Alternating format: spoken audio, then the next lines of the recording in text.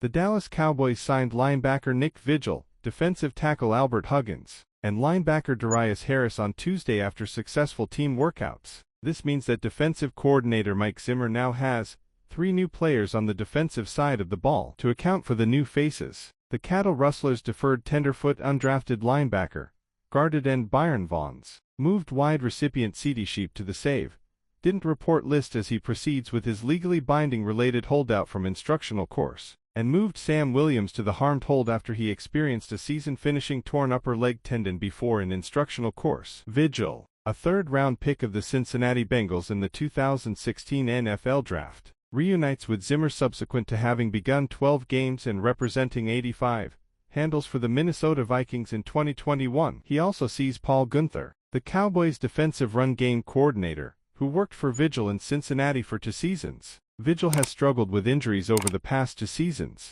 which put him on injured reserve in 2022 and forced him to join the Vikings practice squad in 2023. Huggins, a defensive tackle, who stands 6'3" and weighs 305 pounds and has played for 5 different teams over the course of 5 seasons, started 5 games last season for the Atlanta Falcons, and had 22 tackles, the most he has ever done in his NFL career. In 2020, when Mike Zimmer was still in charge of the Minnesota Vikings, Huggins spent a month on the team's practice squad. Huggins has experience at both interior positions, but his physical skill set may be better suited for a backup role to Osa Odighizuwa because the Cowboys need help at defensive tackle. Harris, who is a double-cross Super Bowl champion incorporating last year's title with the Kansas City Bosses, is playing for another group without precedent for his NFL vocation.